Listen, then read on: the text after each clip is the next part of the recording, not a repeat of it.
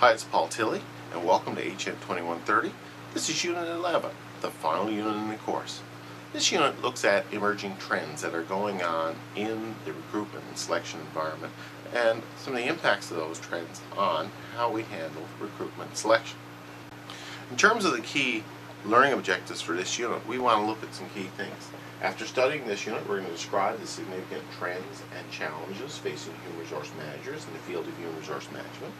We're going to discuss the effects of a changing workforce on human resource management, and we're going to identify and discuss emerging trends in recruitment and selection. Probably the largest trend that is changing in all human resource environments and all work environments is changing demographics. We have a whole cohort moving through our workplaces now. This cohort are people born after World War II. They're retiring at this point in time. If we look at World War II, it was over in 1945. The baby boom ran until about 1965. So we've got people of the age of 50 to 65 now are almost in the realm of retirement. That's a huge group of people because there was a huge number of people born after World War II. So this block of people are moving through right now. This creates some interesting challenges and opportunities. In terms of challenges, there's going to be a lot of people leaving organizations very soon because they're all moving into retirement. This creates an opportunity in the huge number of the vacuum that's left behind. As people leave, they have to be replaced. So, who do we replace them with? What are the skill sets that those people need? That's going to create a huge opportunity for young people coming in with the right skills. As people leave, though, it creates another challenge, and that is corporate memory gets lost. In other words, all of those group of people who are working in organizations right now who are about to retire have a huge bank of knowledge, skills, attributes that they have worked with for many years. They have lots of experience, lots of education, lots of background, and they're going to walk out the door with a lot of that. So the question is, how do we collect and retrieve that information before they go, and then how do we pass it along to the new people? And that creates a big challenge in organizations. Another form of demographic issue that's facing many organizations right now is the fact that our environment is changing. The people that are coming into organizations are quite different than the ones who came in 20 years ago. If you look at Canada, for example, the homogeneity, or the single white British origin type individual, is not there anymore. Canada is made up of people all over the world with different backgrounds, different heritages, different cultures, and they're coming into organizations and they're shaking up organizations. They're changing the way people think, they're changing the way people act, and rightfully so, changing the way that corporations do business. Corporations need to be aware of some of these challenges and the opportunities that that brings and adapt to it. Another key demographic issue is the fact of people and where they live. We're seeing a huge movement towards urbanization in Canada. Canada is a very urban country to start with, but rural areas are receding and more and more people are living in larger centers. This has all kinds of challenges for organizations, commuting, where they locate, being able to access good employees. If, for example, they're out in rural areas and there's not a lot of people around who are skilled, how do they attract people to that organization? These create some major challenges.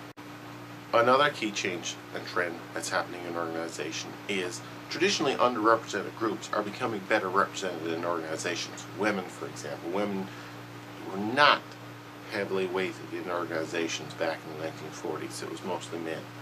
Now we see more of a balance between men and women. The needs of men and women may be different. For example, maternity issues. These are issues that organizations have to deal with, have to figure out policies for, and must cope with in terms of how do we maintain our organization if our workforce is changing and their needs are changing. Yet another big change that's happening in the environment is procedural changes. Now, procedural changes are largely due to changes in laws. The legal environment has changed dramatically since the 1980s. The introduction of the Charter of Rights and Freedoms back in 1982 certainly had a big impact on the human resource field. Individual rights, charter rights, guaranteed rights, these were entrenched into the Constitution, and organizations need to be aware of what these rights are. Human rights codes and all these types of laws have emerged out of the Charter of Rights and Freedoms. Organizations need to be aware of what the rules are, be able to accommodate employees with the rules, and be sure that they are not breaking the rules. And that's going to be a critical event and a critical element for most employers as we move forward. Yet another huge change that organizations are looking at is technological change. The computer, technology, the fact that technology is moving very quickly, the internet, social media, all of these things have emerged in the last 30 years. They really have had a huge impact on how organizations do business. Take, for example, the banking industry. The banking industry was traditionally a teller behind a wicket. Now the banking industry is largely computerized, desktop, bank machines, not so much human interaction anymore. These types of organizations that are dealing with technological change have to learn it, use it, and use it effectively. And that's posing some challenges for them, and the question is, do they have the right people to help them make those decisions in order to overcome those challenges? Cultural shifts poses yet another challenge, and I've already mentioned culture to some degree. But again, the fact that Canada is a very diverse group of individuals, changing culture, changing cultural norms, what's acceptable, what's not acceptable, is causing major uproars in many organizations, particularly when they're not willing to make the changes. So as a result, organizations are needing to be sensitive to people's cultures, be able to deal with cultural challenges, and be able to embrace new cultures and new ways of doing things in such a way that they don't offend, yet at the same time be competitive. Finally, I think we need to look at the elephant in the room, and that is the idea of globalization. In the last 30 years, free trade agreements, the fact that people can move from one part of the world to another part of the world very easily, transportation, technology such as the internet, has allowed us to do business globally.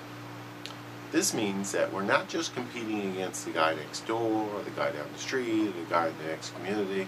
You're competing against everybody everywhere in the world. So globalization means that we are competing on an international front. Now that poses many opportunities because the market is much bigger in the world than it is in your community. So organizations have an ability to market to the world. But it also poses an equal, if not greater, number of challenges for many organizations because everybody is competing against you. You're not a market of one anymore. You're a market of, not even a market of few, you're a market of millions. How do you compete in that environment? And not only do you have to be competitive locally, but you need to be competitive nationally and internationally. This is driving many organizations to adopt low-cost strategies such as hiring low-cost workers, or moving plants to low-cost areas such as Mexico or China.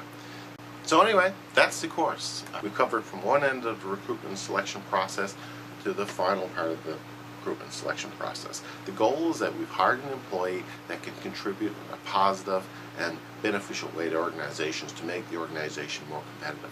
And any human resource department will want to get the best possible people in order to achieve that strategic goal. I hope you've gotten something out of the course. I thank you for watching, and you have a great course and good luck in your future studies.